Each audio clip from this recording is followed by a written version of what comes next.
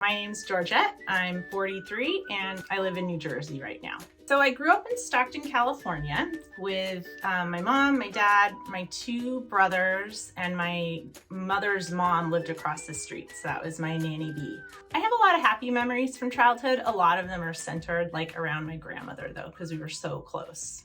It was August of 2020 that I got diagnosed. I had been hospitalized. I read my discharge paperwork and it said borderline personality disorder on it. I was shocked. I was terrified. I just kept saying no, this can't be right. So it was a lot of denial, and it was after I kind of calmed down from that, I could look at what BPD really meant and look at those traits and realize no, I think I do have this. I definitely had a lot of impulsivity, irrational anger and rage. I just had no understanding of emotions. I couldn't even name what emotion I was feeling besides anger. It was like a hell. I engaged in self-harm as a way to punish myself because I felt like I was such a terrible and worthless person and I'd done such horrible things that I needed to show other people this is how sorry I was. I would rage at my ex-husband absolutely abusively. I was abusive towards my children. They had a mom with undiagnosed and untreated BPD. They never knew when I would fly off the handle. I could be totally loving and then I would get mad and to prove a point, smash a glass on a counter.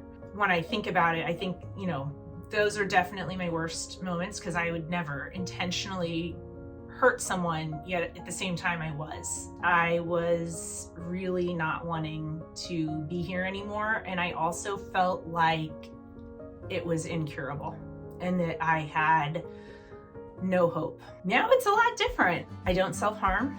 I've always lived with thoughts of suicide.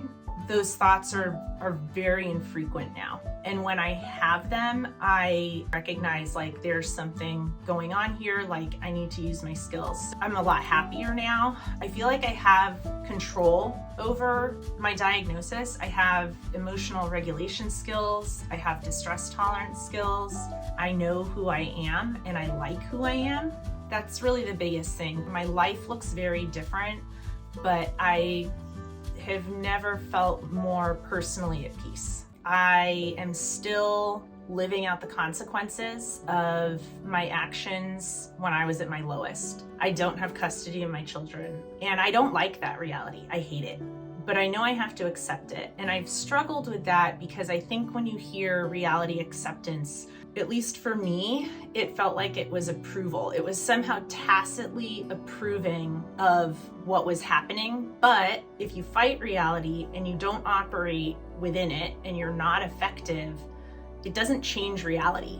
When you accept it and you operate within that reality, you have a chance to change it. So I think I started out with accepting reality by saying, I really don't like this, but this is reality and I have to accept reality as it is right now, even if I don't like it. Once I was able to kind of say that and do that, I realized I was able to act a lot more effectively. It's not easy. I think that that's something that you think you're going to accept reality and that's it. I have found that not to be true. I feel like I daily, sometimes multiple times a day, I'm at this crossroad where I can choose to accept reality or I can choose to not accept it and turn my pain into suffering. It's really a constant practice, which I think is partly what makes it hard. What are some of the non-BPD things that make me me? When I was newly diagnosed, BPD was me.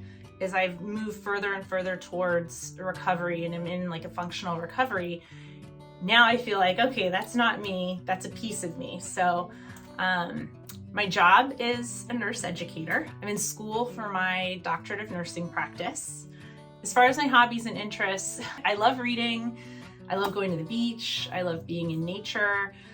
So what are my long-term life goals? Being able to mend the relationship with all of my children, but especially my two older daughters who really were most affected by my disorder and my parenting. I hope one day that is healed and that we can have a beautiful and loving relationship. So that's a huge life goal for me. If I can look back and see that I had a good relationship with my children, I will have achieved all I need to achieve in life.